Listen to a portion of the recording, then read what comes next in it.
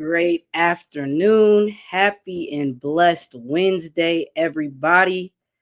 I'm super excited to be here with you all.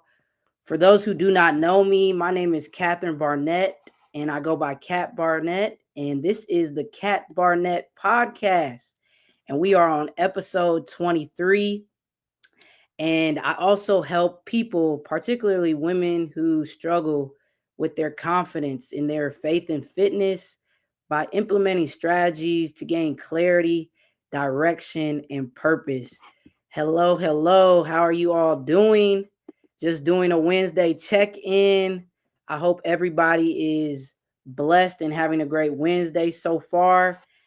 And I'm just super excited to be here with you all today because I also have a very special guest. And before I introduced him, I want to let you all know a couple things before we get started.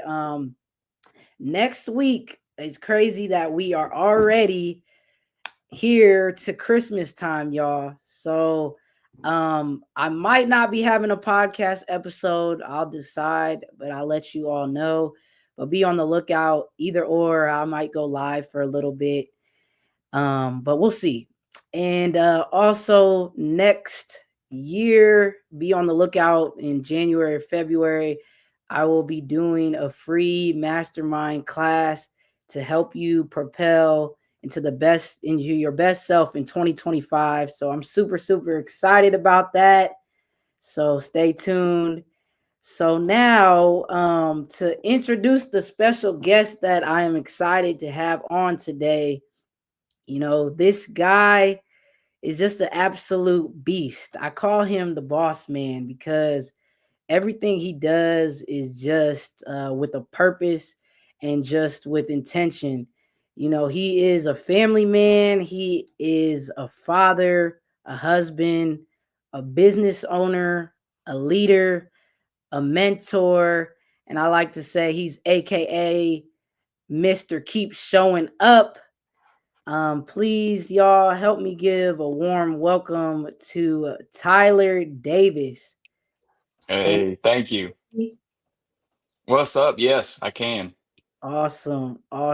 Man, I am so excited that you could be here today. And before we get too far into the episode, I always like to give people their flowers. I say you shouldn't give people their flowers while they're dead. You should give it to them while they're alive. Man, So I just want to say, like, I know we were chopping up a little bit before we got on that, you've always been a great supporter. Now that I've known you for almost about 3 years, you were actually, besides like the business community that I'm in, one of the few people that, I confided in and I was like, I'm gonna start a podcast. I was kind of iffy, but you were like, go for it. And you were really very encouraging. And, I just appreciate that mentorship, but also that friendship that we're building over time. And I just really appreciate your support.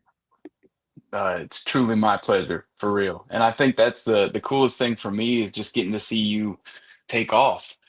What starts as a little spark, as a little idea, a little what if, like what if? Now look at you. Now you're out here sharing words and you never really know what the impact might be on somebody. Just like you just shared with me. Like I just love having conversations. Like Right. sometimes you can't shut me up. Like I just love chopping it up and talking and seeing people just betting on themselves. No, I Oh, love that. And that's what I've come to also love about that you're always just helping people grow into their best selves. And that's what I want to continue to do.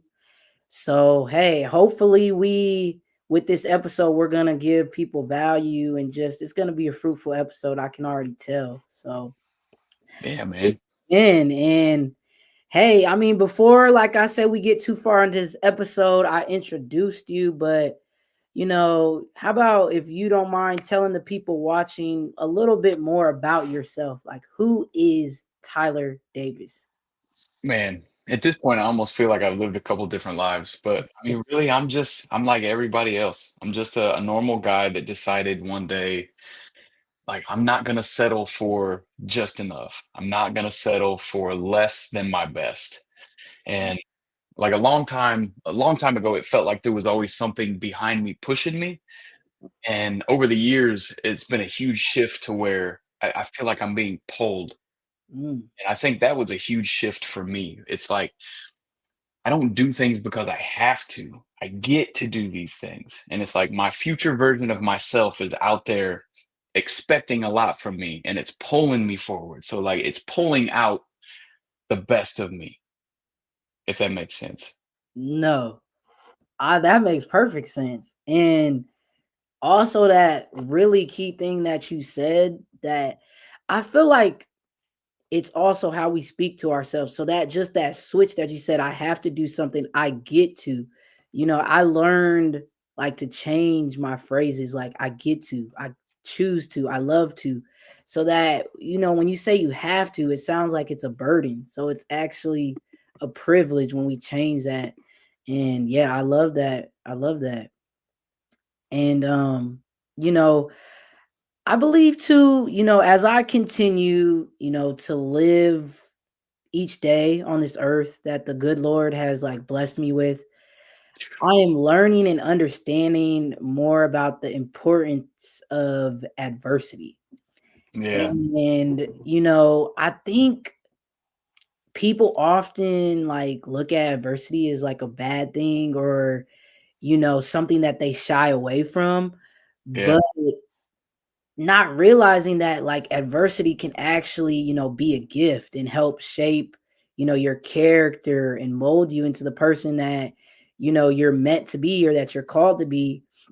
And, because I believe too, like one of the big adversities that also changed the trajectory of my life, is me, 6 years ago getting a OWI. And it's crazy because I don't drink like that, but it's also, I was a younger version of myself, Mhm. kind of being like not crazy in the streets or nothing, but acting like I was a cat really that had 9 lives, just like Yeah. not a care in the world, kind of a little bit savagey, but um I believe God, he it wasn't that he allowed that to happen, but he had to do something where like it humbled me down, and it actually put me on the track to become like the person I'm growing into now, because after that happened, like a light bulb switched and I was like, okay, you gotta, you know, start being more responsible. You gotta start acting like a person that you want to become. Like that's not a person that I wanted to be. So um it truly, I think, helped me, change my character and just be around and get around people that wanted to grow into their best selves, because that's how I got introduced to like, networking more and just growth, personal development.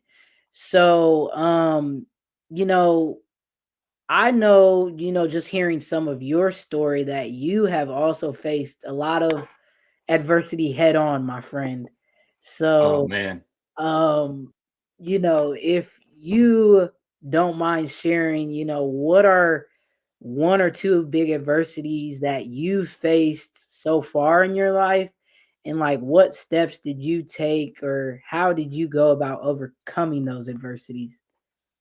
Man, there's been a laundry list, really, and a lot of the stuff I did to myself, straight up. Like, I mean, I am a normal guy. Grew up in Fort Wayne, Indiana. Like, we were.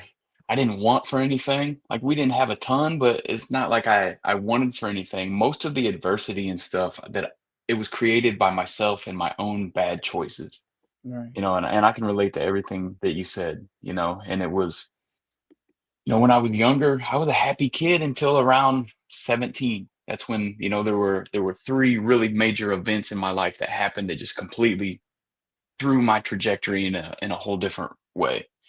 And and since then, to that point, like we got to go through some stuff to have empathy, to gain understanding, to gain wisdom. Like if we never go through some trials, how are we ever going to be able to empathize with that person that we're trying to connect with? Like, especially in marketing and things, like whether you want to go down the path of sales, you're looking for a pain point. And if you have never experienced any pain along the way, how are you ever going to have an authentic connection with somebody? Mhm. Like you gotta be able to sometimes come down to somebody's level, and like there's a very big difference between sympathy and empathy. You can have sympathy for somebody, but if you don't understand, if you don't seek to understand, then it's gonna be really hard to have that authentic connection. But adversity for me was, when I'm take that hard look in the mirror. And I remember I used to be in a hip hop group, and one of the lyrics that I had wrote was like, I didn't invite that person into chat. Like I'm so old that I was part of chat groups, but like you had to invite people into chat. But it's like you take that hard look in the mirror sometimes, kind of like you said when you got your OWI, like, how did I let this happen? How did I allow myself to become this person? And for me, it was the two big things that helped me make the positive shift were, unfortunately, the silver lining of my dad passing away. He was 56 years old. He lay down on a Friday to take a nap. He came home from lunch and told my stepmom he wasn't feeling well, and he just never woke up. And then, at the funeral, there was me and my brother were sitting there, and my brother had made a collage of him. And my dad was 56 when he passed, but when he was like 20s, mid 30s, he was heavy, partied really freaking hard, like just went in. And there was like six different guys that were standing there with me looking at these old pictures of him, and they were like, "Man, I forgot how big your dad used to be." And they'd pause and they'd be like, "Man, you look just like him." And they weren't necessarily saying you're heavy, you're out of shape. They weren't saying that. But after I heard that six times and I looked to my left, there's my dad laying there dead in a casket. Me and my brother just looking at each other like, and at this point I had two sons. And, and then not too far after that, I got a OWI myself. And it was long time overdue. Like when my wife bailed me out, she even said, like, I can't believe it took this long. Like I used to drive, and I'm not proud of it because I shared in a midweek check-in a couple weeks ago, survivor's remorse. Like for a long time I spent asking God, like, why? Like there are more times than I can recall that I drove and have no recollection of it. Like there was just all the way across town, wake up in random places, back behind people's houses. One time woke up with a gun in my face behind some farmer's house, like just asking for trouble. And why is it that I was kept safe through all that? But I get this OWI and I spend 9 hours in Allen County lockup. The cell they put me in was full, so I'm on a little green mat. And that was when me and God had our talk. And like I will never forget it, like a literal come to Jesus moment. And I just remember being weak and broken and just surrendering and Mhm. just saying, like, God, I don't know how I let myself get here, but if you will show up for me, I will give you every day of the rest of my life. Like, whatever you need me to do, whoever you need me to be, I will be that. Just show me a way out of this pit because I was this close to giving up on just life altogether. So I spend 9 hours in the tank, and then my wife Kelly came and bailed me out, and she was pregnant with our daughter, and she brought my two sons on purpose. Like that's Mhm. how strong of a lady she is, like on purpose. Oh, wow. Like basically, like look at what you got to lose, and it's that on top of the conversation I had just had with God, and that's what I needed. Like so, the adversity I guess was self-created by my own self-sabotage, my own inability at that time to process emotions, to deal with anything head on. So a lot of me was me just running away.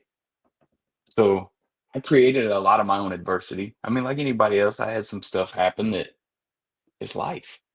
But to the point that you made earlier, God sent every single one of those situations and those trials in my path for a very distinct purpose.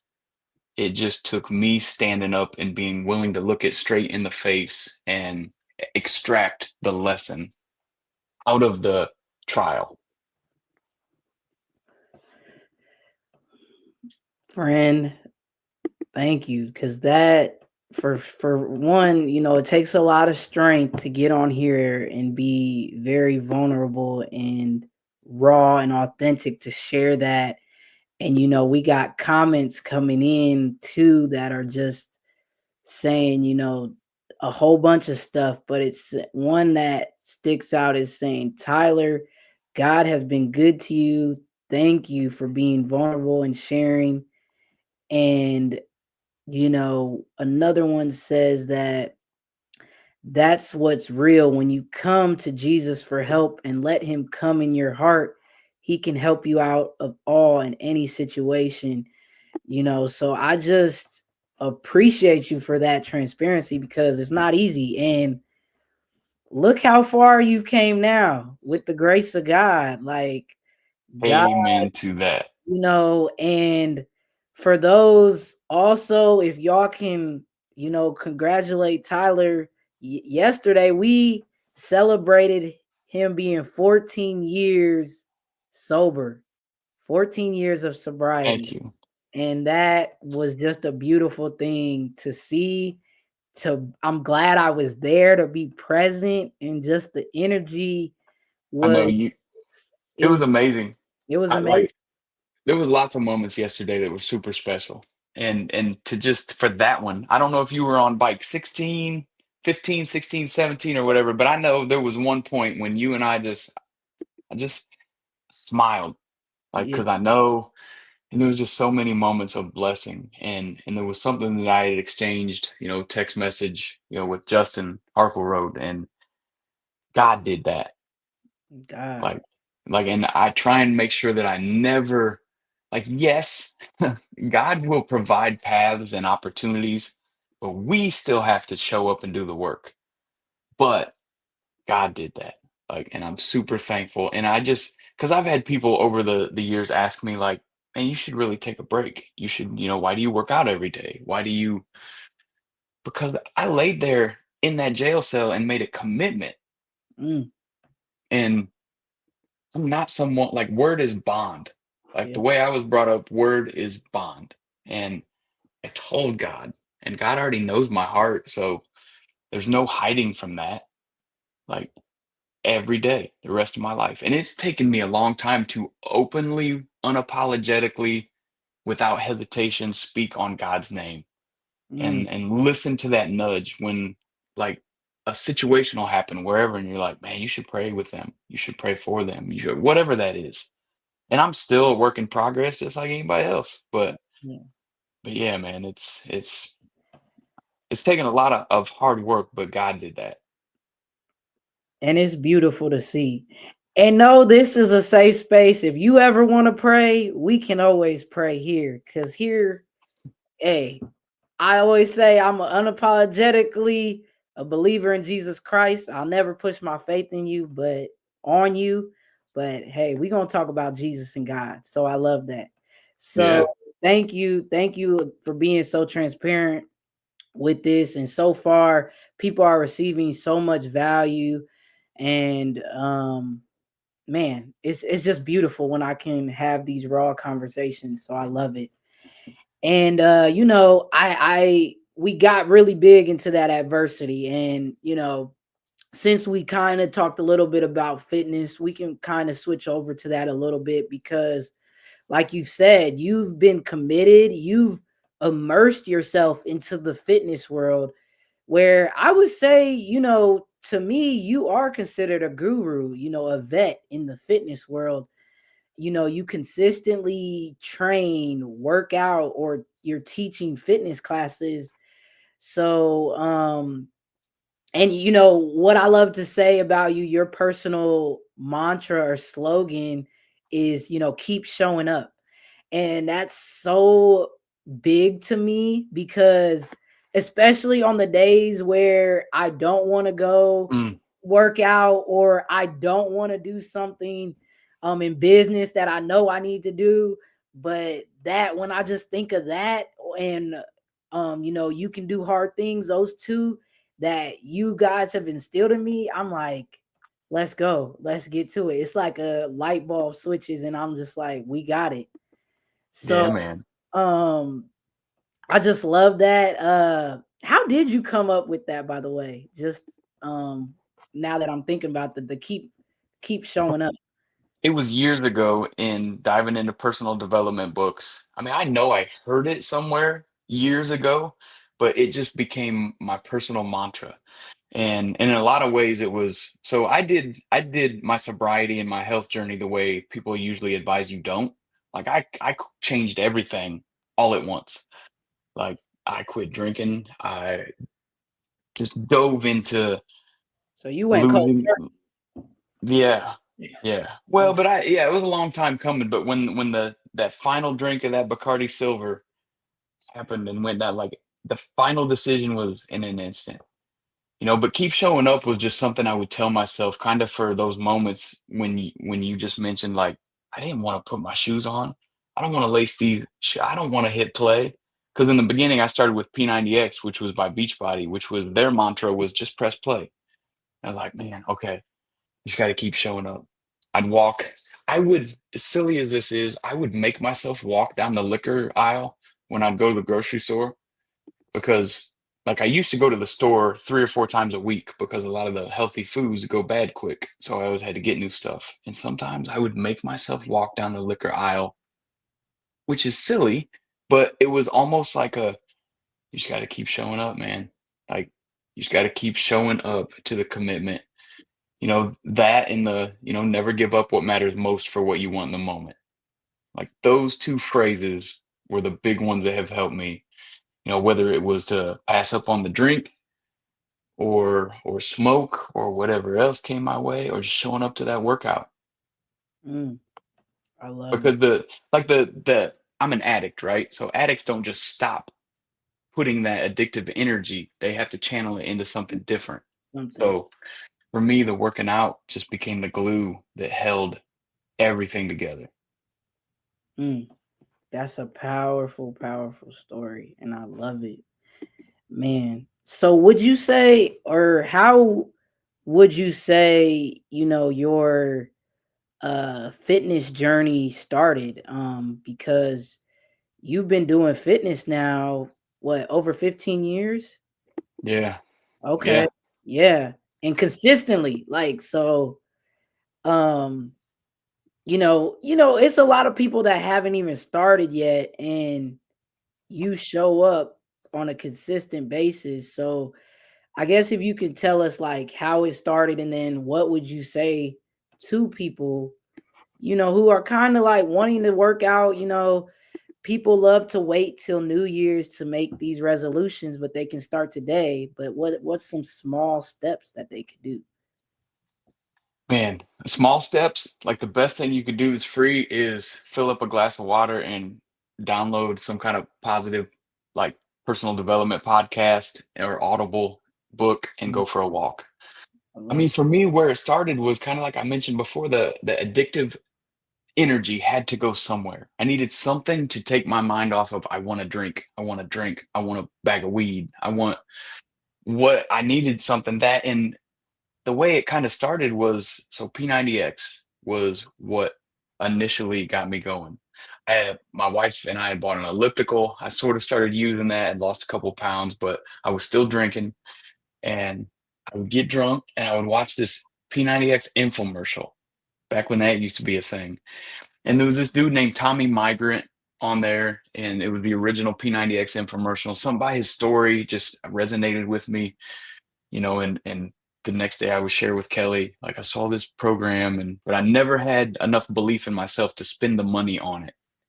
And Christmas of 2009, like I'll never forget it. I will never forget that moment. Christmas of 2009, there's this box and Kelly handed it to me and we're sitting there and I open it and it was P90X.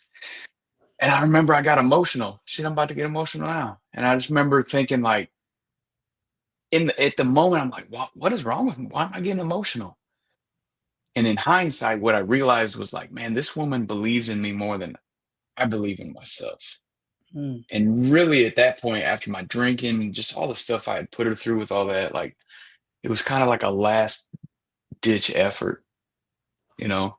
But that one choice she made, she bet on me, which helped me understand that I needed to bet on myself, and it changed our entire life. And really for me, like I was too self-conscious to go to the gym. I can remember I used to drive to the gym and I would not get out of my car because I was so out of shape. I was so overweight. I'm a guy. I carried a lot of my weight in my chest and in my belly. And like you couldn't even see my ears when you look at me because my face was so puffy. And so that's why Beachbody worked for me because I had a little 8x8 spot in the basement and I just pressed play and I just started. Like, and it took me two times. I tried P90X twice and got about a week or so in and I quit until finally there was one day I worked at Ruoff Mortgage at that time, and I remember I was enough is enough. Like I mm, wanted at this point I had gout in both feet, my ankles, my knees. Like there were times when my kids would see me crawl across the floor. Like I'm 29 years old and I'm crawling across the floor, and it was all because of my alcohol abuse and the way I was eating. So it was all self-inflicted and I just had enough. And I'm like, I want to know what it feels like to feel good because emotionally I've been in pain, physically I've been in pain, and it's either give up or do something about it. And mm, I'll just remember it was a Monday and I went home and I was like, I'm gonna press play and I'm never gonna stop. And I haven't yet. And it's just, yeah, there's been lots of things that have tried to stop me, but you got to stay committed to the commitment. And and when I started, I could do 4 push-ups. I couldn't do any pull-ups. That was a big part of P90X, but I just made a commitment. I was like, all right, I'm gonna do the 4 push-ups I can do, and then I'm gonna hit my knees and I'm gonna do 5 more every time. Like I'm gonna put a chair under my feet and I'm gonna stand on it until I can do a pull-up, help myself. Like, and that was the big thing of realizing like no one's coming to save me. mm. Ain't Yes. nobody, ain't nobody coming for me. The only one that's gonna do it is me. So put your shoes on, press play, keep showing up. Like that's been the biggest thing. And then, God presented opportunities where I met Karina first. She came walking into a mortgage company I was working at. She brought muffins, um, soliciting, for the Allstate agency that her and Justin had, and we just struck up a conversation and she was like, "You should meet my husband." I was like, "I should." And we did, and then just I ended up working for them for a year or so, and then we just kind of stayed connected after that. But all of that happened because of fitness and deciding to that enough's enough. And one thing that I would love to make sure that I mention that I think there's usually two different reasons why people will start to work out. And I think it makes a big difference on the longevity of your commitment, on where you're approaching why you want to work out from. So one side of the coin is because I don't want to die. Like let's say we go to the doctor or something and we know that we should probably eat better, take better care of our health, but all of a sudden we're on blood pressure medicine or we're pre-diabetic or we're delivered some news that like, hey, if you don't make these changes, this is going to happen, which comes from a place almost of fear. Mm, And one of the inevitable things in life is that we are all going to die. It's a fact. So if I look at this of like, I got to go to the gym today because I don't want to die, it's easy to go, I'm just going to die anyway. I might as well mm, Whopper Wednesday. I might as well just whatever. But if you can look at it from the side of the coin of, "Man, I want to feel my best today. mm, Like I want to enjoy the most out of life. I want to make sure that I can run and chase my kids. I want to make sure that I walk my daughter down the aisle. and see that. Like, if you can approach it from a, I want to make the most of the days that I am blessed with versus I just don't want to die when it's going to happen anyway. It's two different vantage points. Perspective in a lot of ways is can change everything for us. Wow. I just like you had me like, don't stop because Yeah. everything you're saying is just so much value, and I really don't have anything to say to that. Like it's just people are like, yeah, you really showed up because you keep showing up, and you know, You can't, you can't get rid of me. I'm just gonna keep popping up. hey, I don't want to. So, and the biggest thing, if anybody didn't get anything from that, is what I got is stay committed to your commitments and just start.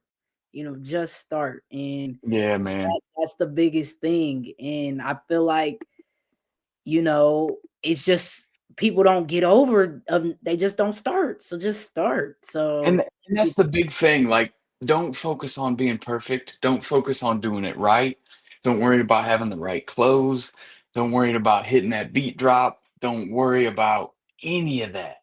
Like, just show up and be in the room because I promise you, especially from having been on all sides of it and now having the opportunity to put a microphone on and speak and have people listen, like, we as coaches are so encouraged and get so inspired when we see you just trying your hardest.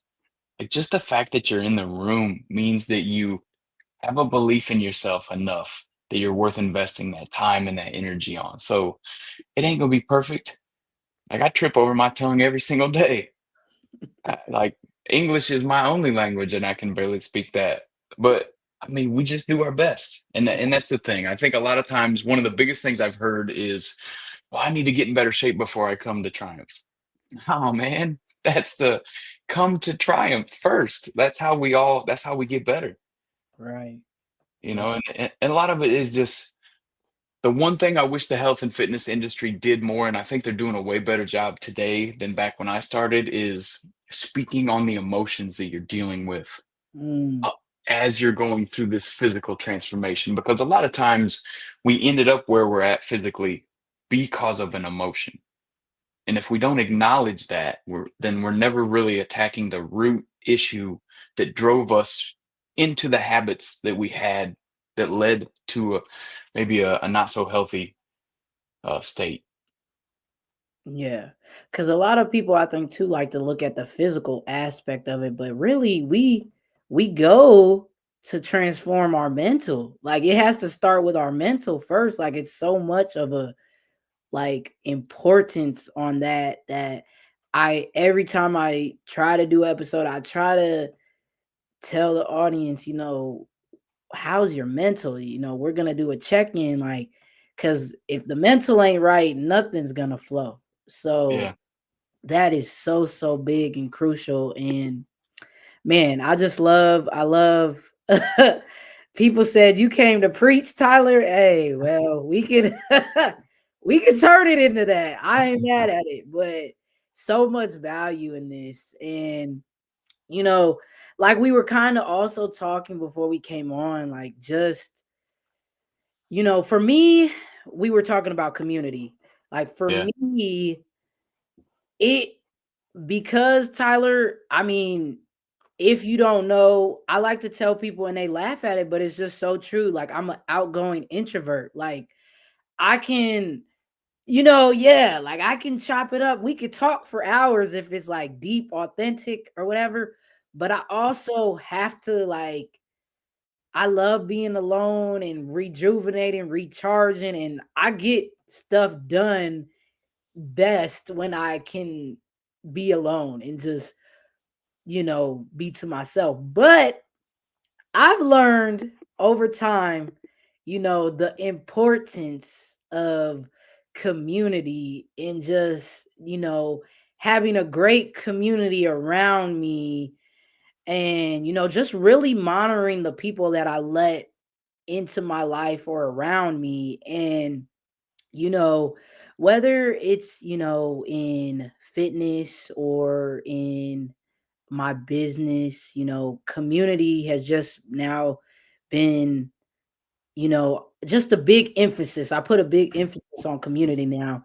So why would you say, because I know community is important to you, but why would you say it is important to have a great community around you, or just like-minded, goal-oriented people around you? Man, community is so important. I mean, it's a in the Bible it even talks about like the human like we are designed to be in communities. We are designed to have relationships. And if we shut ourselves out, even though that is important to recharge, like we have to have community. Plus, on those days when you don't want to show up, if you know that there's a community out there that's expecting you to show up, even if that's the pull that pulls you into that bike, that pulls you into that spot, that pulls you into that meeting, you know you have other people counting on you, and it's accountability, and it's encouragement, and it's realizing that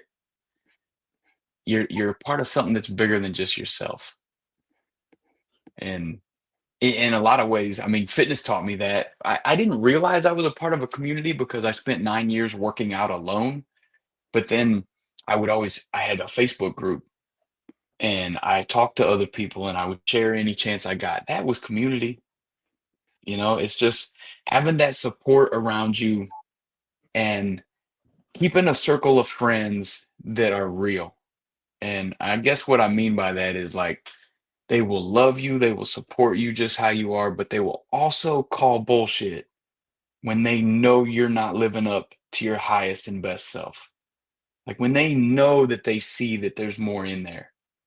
Like Right. a real friend I have come to find will tell you like, "Hey, nope, Yeah. Even when that's you not know it." you're it. Yeah. Well, and but a lot of it is going to be the delivery, Mhm. because we can deliver that message as a friend, but if it has teeth on it, like the way it's said, the delivery of it is where a lot of it's not going to land right if you are just kind of a jerk about it. But if you really love somebody and you are seeking to be understood and you care about that person, man, that's one of the biggest lessons I'd say I've learned is like surrounding myself by people who demand nothing but my best. Facts. No, I love that because that delivery is crucial and key. Because if you yelling at me, telling me something that I kind of know, but I might not receive it as good as if you like, hey, cat, like you are in the Yeah, wrong. And I'm right. like, yeah, yeah.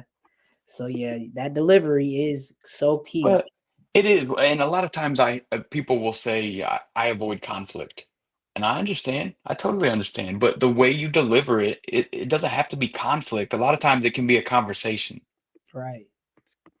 Like just have empathy, deliver it with some love and some respect, but also be willing to have a tough conversation, because the unwillingness to have a tough conversation can undo families, can end lifetime friendships, can keep friendships from ever growing.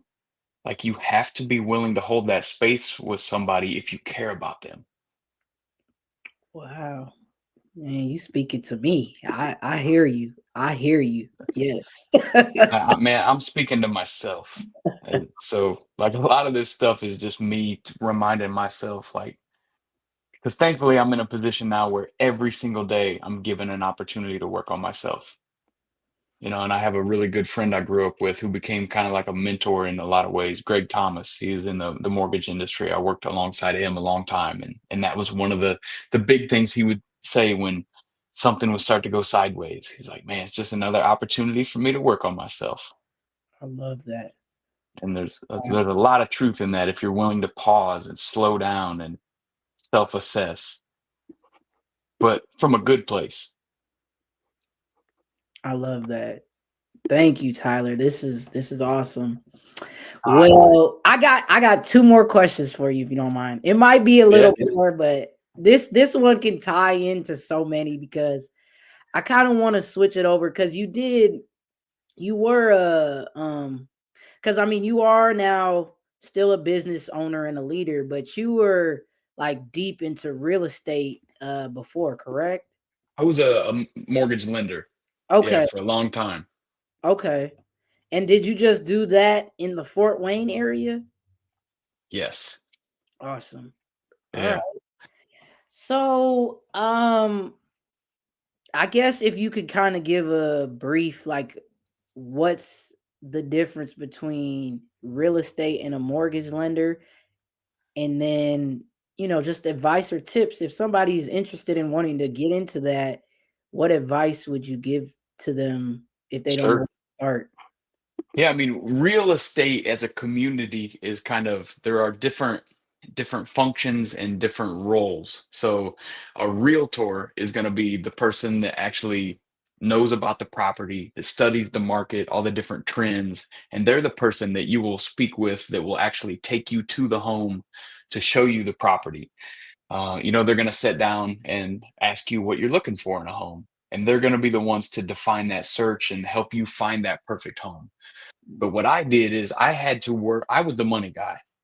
So I was the piece of the puzzle that when someone knew they wanted to buy a new home, they would come to talk to us first to get pre-approved. And I would have to ask all those super personal questions, like how long have you worked where you work? How much money do you have saved up? Where do you plan on this money coming from? I would have to basically investigate because I mean that's kind of what mortgage lenders are. They're like mortgage journalists. Like it's my job, and it might feel intrusive, but if I'm doing my job right, it's to make sure that if I deliver a message to you and say, you know what, you are good to buy this house, it's because I have thought 30 steps ahead of what we could potentially trip up on a Mm, week before closing, which unfortunately I had seen many times over the years. Where if we just take our time up front and ask all those extra questions and slow down and make sure that we're thinking ahead, then we don't have to deliver bad news. And then and the other aspects are going to be like title reps. Title is the one that will search the property itself, make sure there are no liens on it, make sure that it's a clear title. Just like a vehicle has a title, property will have the same thing. And sometimes attorneys are involved, and all of these different people and roles and things all have to work together in unison to where it's a great teacher in communication and making sure you deliver a message with kindness. Because, I mean, in the Fort Wayne area, it is growing rapidly, but it's still small enough to where, like, if you burn enough bridges, eventually, it's no bueno. right. But real estate is an amazing. If you study a lot of the wealthiest people throughout history, a lot of it is done through real estate, through the accumulation, whether that's buy and sell, whether that's buy and hold, whatever different ways. But I mean, if the best way to get started is just like with fitness, man, find somebody who's doing what you want to do and just hit them up. Be like, hey, can I roll with you? Can I shadow you? Or if you find an entry level position or something, like don't be too proud to start at the bottom, work your way up. Like I literally fell into it because I was doing personal training at a local gym here and needed to make some more money because I didn't have enough clients. There just wasn't enough going on. The kids were little and an entry level position because my mom was a lender for 44 years. She's like, there's this super entry level position if you want it. How much does it pay? Yes, sign me up. And she even advised me like, don't get into this crazy real estate industry. It's crazy. Like it'll stress you out and anything will if you let it. But after I was in it for a couple of years, it was so exciting. Like, yes, it got stressful, but man, when you like back when I started, it was stacks of manila envelope or manila folders. And in these folders would be somebody's bank statements, W-2s, paychecks, retirement funds, like everything that said if they were credit worthy or not. But when I would look at it, because I would hear in the other office when somebody would come in to apply and they'd be like, we're about to have a baby and it's our first home, or it'd be like a little 3-year old and they're like, "What color is your room gonna be?" Like, and you'd hear them picking out the color of their very first bedroom, and you're like, "That's what's in that folder." Like, and that's why it matters that you slow down up front. So, because if I tell somebody, man, that's the worst. You tell somebody you're good, go out and buy this house.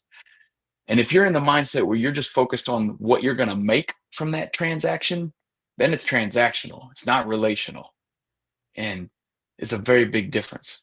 Mm, Like if I know there's a little 3-year-old in the next room in a Superman shirt and he's excited as heck about that first room, man, I'm gonna stay up at night making sure that if I say you're good, it's because I know you're good. And it can go in all those different ways. So, just like when we were talking about working out for the right reason, if you want to get into real estate, it's amazing. Just do it for the right reason. And find somebody who is doing it with integrity and that you look up to and respect. And I almost guarantee if you ask them like, "Hey, can you show me where to start? Can you help me out? You know of any entry level positions, open it up and just be a sponge, man." yeah, I love to say be a student. I want to continue always to be a student, learn so I can teach others how to do it, but never stop being a student. So, We have to remain coachable. yes, yes. Ooh, that's key. You're so many nuggets in everything you say. Just thank you. Thank you for allowing me the opportunity to speak. Yeah, yeah, no worries. I'm glad you were able to do this. And my friend, I got one more question for you.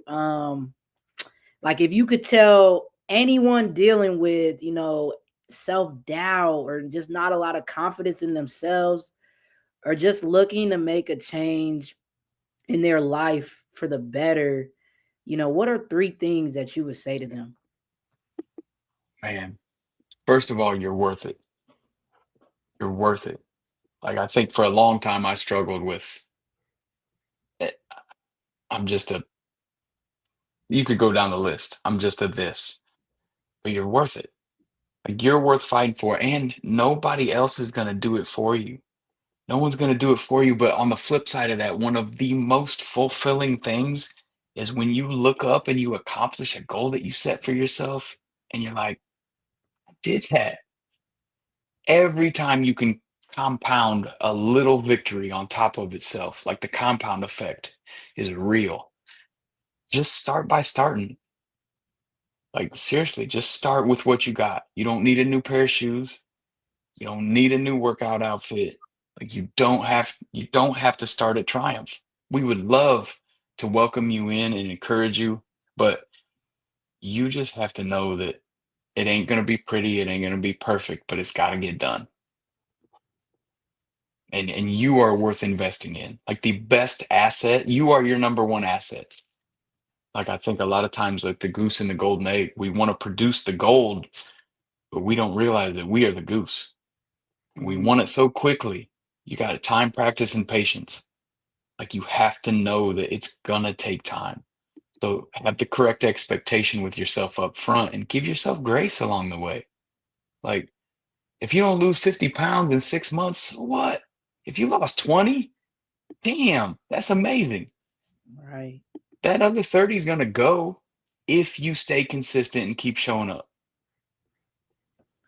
Hey, from Mr. Keep Showing Up himself. I had to tie it in again. I love it. I love what you did there. And y'all, I hope y'all got value from this. People are Thank you just guys. so happy that you could be on. Um, I can't see the comments, so I yeah, have no idea what yeah. to say. I mean, they just been. They're even asking maybe if we could do a part two because it was just so I'm much down. that you got. And then some people said, they're gonna send it to people, especially people dealing with sobriety. So, you've just helped so many people. And, whoever didn't see the beginning of this, please catch the replay because there was just so much value and so much nuggets that Tyler brought. And I just appreciate you, Tyler, for hopping on, giving me your time. I know how busy you are. and it's been fun today. Absolutely. Thank you. And I'm proud of you. Like, I feel like we talked a lot about me, but you're doing exactly what you're called to do. Like this whole time I've seen that cross over it's your right shoulder to me. It's your Oh, left shoulder. yeah, But yeah. like, so I'm just glad that you are investing in yourself. And, if this talk resonated with one person, then you're giving me the opportunity to do the commitment that I made that night in jail. Like you're giving me another platform to fulfill my commitment. So thank you. No, I appreciate you. And hey, we will chop it up and see, maybe in the future you'll be on again. Run it back. I'm And down. get back. Well, thank you so much. And everybody, Thank just you. be on the lookout. I may have an episode next week, but it is Christmas, so everyone have a Merry Christmas. Merry Christmas, Tyler. I'll probably see you before then, but Yep. Thank uh, you. you welcome. And as always, everyone have a great rest of your Wednesday, and peace, love, and blessings. God bless you all.